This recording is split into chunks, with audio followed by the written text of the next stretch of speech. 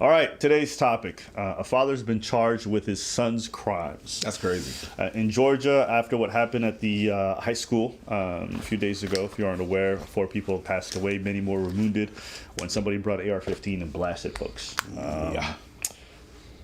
Folks are mourning, everyone's talking about it, and the fact that the father was charged as well as the son, who was 14 years old, with multiple counts of murder.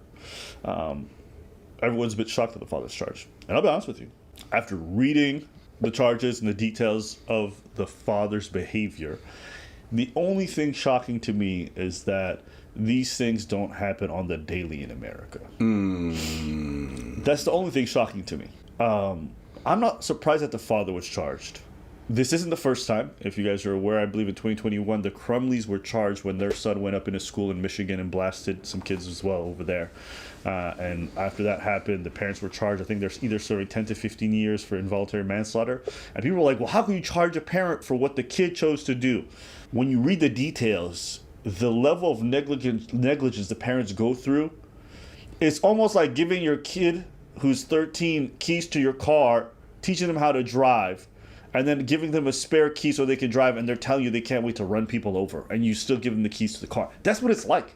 Would any of you guys give your 13-year-old keys to a car? What? I'm asking. Would any of the people watching give their 13-year-old with known violent tendencies and saying he wants to run people over keys to your car? That makes no sense. Would you teach them how to drive? That makes no sense. That is what happened with these situations. In Michigan, you know how twisted this kid was? This kid was leaving notes at school talking about, I hear the voices in my head, the voices won't stop. And he's pointing pictures of firearms, shooting people. And the teacher saw this. They freaked out. So they contacted the parents. And they're like, yo, your kid is talking about this stuff. And the parents are like, we can't take him out. We got work. The teachers were not aware that there was firearms inside their home.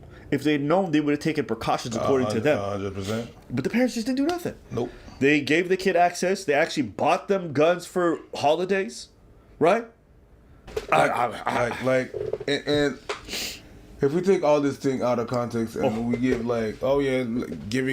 going shooting with your kids, going out on the range with your kids, going hunting with your kid, I don't see a problem with that, you know? Whenever your firearms are locked in and you have the combination that they do not have access to that. Yeah. It's like one of my friend cooks with his daughter, right? The daughter's like 4 years old, right? That means that they're doing preparation, right? The kid is 4. Has to stand on a little stepping stool to cut the preparation or whatnot. So the kid has access to knives. Only under the parent's supervision. Only when it's there, and it's not even a real knife. It's like a plastic knife that they don't even. That's more reasonable for safety. It's not like a whole ass chef knife, but it's like a plastic knife. And even when they're not there, they do not have access to that. Yeah, I understand that. That's exactly like taking your kids hunting or taking your kids to the range. I'm okay with that. They don't have access to all those things on a regular basis. Yeah. I don't understand how the logic does not transfer with firearms. It's the same thing. How is the firearms just free in the house? You know, it's not illegal for them to not safely secure. Yeah. In Michigan and in also Georgia where this happened, it's not even legal. But knowing the background of your kid, it's not even a question of legally or not. Your kid is not well, and you know your kid is unwell. You know. Because a year prior, you got me by the FBI, told you, yes, sir, I don't think your kid is well. Yeah, so when it comes to the Georgia case, this happened obviously a couple days ago, but a year ago, the FBI went up to the father's home and asked him about Discord messages his kid was saying about wanting to, blast up a school. So the transcript is crazy because they released a transcript of the discussion between the FBI agent and the father a year before this happened. Essentially, if I was to summarize it, it's a father saying, my kid gets bullied at school. He's a bit weird. The kids don't really like him. And when the FBI asks the kid about it, the kid's like, no, I never. I don't even have Discord. And the FBI agent just believes him. And, they have a couple conversations there about, like, how he takes his son out hunting. One of the greatest days of his life was when his kid went out hunting with him and there was blood on the kid's face after hunting a deer, and it was his first time deer. I don't know. There was a bunch of like weird details in there. I'm like, But the kid had already left some weird violent messages. He also left a message in Russian. He asked the father, like, hey, does your kid speak Russian? The father's like, no, he doesn't. He's like, okay, well, if I translate what was written in Russian, the message reads as Lanza, which is a reference to Adam Lanza, who was another person who shot up a spot. Sandy Hooks. We need to stop crying over this stuff. Crying over it's gotten boring. There's no amount of mental health services. There's no amount of money that you could throw at people to not make them this mentally unstable. America just has too many people, too many problems, and there's no way you're going to stop all that. So there's going to be people shooting up places. That's going to happen. As long as they have access to these guns, it's going to happen. So you need to come to terms with that. There is no alternative. And I guess some people are essentially saying our right to bear arms is so fundamental that we're willing to accept the fact that some schools are going to get shot up. Oh, I want to get security. You cannot get security guards to be posted up at every school. And this one had 2 peace officers there. They're the ones who stopped the shooter. But guess what? He already killed 4 people. They don't have instant transmission. This ain't Dragon Ball. So even having a security guard, a good guy with a gun, didn't really help much. It stopped more people from getting shot, which good for them. But you still lost 4 people, so it don't matter. No security guards, no amount of training, no amount of good guys with a gun. Or you have just accept that.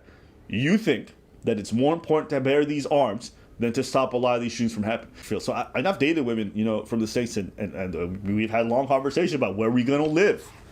And I said, if I'm having kids, it's off the table for me to be in the States. I'm just not interested personally. That's a uniquely American problem. I don't think about that stuff here. Even when this happens, I'm like, oh, that's sad for them over there. But I have my friends who live in the States, and they tell me like they worry about their kids. It's like we had 45 schools.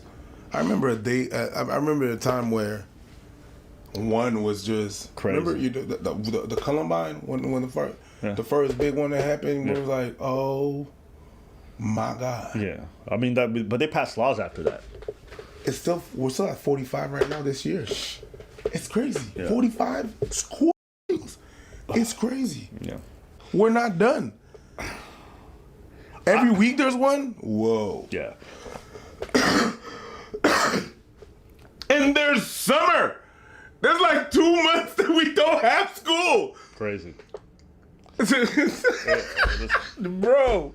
If you're a parent in America, you better than me. And you know what? One of the wildest quotes I heard was one of the moms of the kids who got her kid out safely. She was very happy. She's like, you don't think about these things till it happens to you. It's like, lady, you live in America. You need to wake up to the reality. Like, I get it. But all you guys thinking because it happened in a state over, in a city over, like, yeah, your school can 100% be next.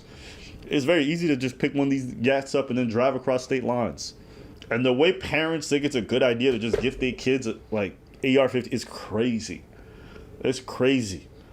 Oh, I'm teaching him. The dad said that too. He said, I'm teaching him the right way. He's learned to do this stuff safely. Blah, blah, blah. Kid goes up and blasts the school. Shut up. Shut up. With the amount of you guys that need to have a license to have kids, the fact that you think you don't need a license to be able to own guns is crazy. Some of y'all need to figure out if you're even able legally to be parents. Because, you know that Crumley kid? The one in Michigan who did that one in 2010, 20 or whatever it was. So, Thanksgiving, she walks in with the gift and hands him the weapon. Yeah. 3 days later, he blasts the school. Yeah. 3 days. A whole 3 days. All the mental health warnings, all the warnings from the teachers, all that shit, she still handed him the gun and he went and used it. And these parents had the audacity to say we were good parents. We did our job. Those parents, 1,000%, I understood why they were found guilty. Yeah. This one, irrespective of how negligent I think he is by my own standards, that's very different than the standard for the law. That's why I'm not sure how that one's going to go. But it seems like they're going to prosecute. I'm going to be very curious to see how it goes. But the truth is this. We shouldn't even be having this conversation. Because this is just a symptom of a much larger problem. You have, in an unregulated manner, given all these adults who shouldn't have access to guns. And then you put them in charge of children that they don't even raise properly. So you got adults who probably shouldn't own these weapons. Okay? Because we're talking about kids, it's negligent. How many times do I have to see a road rage incident where somebody pulls out a weapon? An argument with two people on the streets and they pull out their strap? How many times? I'm not even sure if the adults should own these weapons. I'm not even sure these adults should own these kids. Dad, hey, it's crazy. But, we were just watching this from across the pond. I thought it was worth discussing because it is an interesting precedent for parents to be charged for their kids' crime. But, if you're their legal guardian and you are incredibly negligent, there's a real precedent for you to be charged for any bad behavior that they do. And I'm okay with that. I think parents should be held accountable. I don't think kids should just be something you have a right to and then not have a huge amount of responsibility in terms of raising them. And a lot of these parents aren't able to or aren't willing to. And if that's the case, then you should be in prison for the fact that you didn't raise that kid in any way. That's what I think. My parents made me think that it was like that. That if I did something, they would go to prison. If I did something wrong, they would definitely go to prison. It's not necessarily like that, but that's what I always thought it would be. And you know what? I don't disagree. Yeah. I really don't disagree. Yeah. To a certain point. You know what I mean? It's kind of wild that the kid who blasted up that school, his name was Colt. Yeah, that's crazy. That was just like a detail that kind of stuck up to me, and I was like, I think this dad knew what the fuck he was doing. That's crazy. I had it right. Hey, Let us know what y'all think in the comments.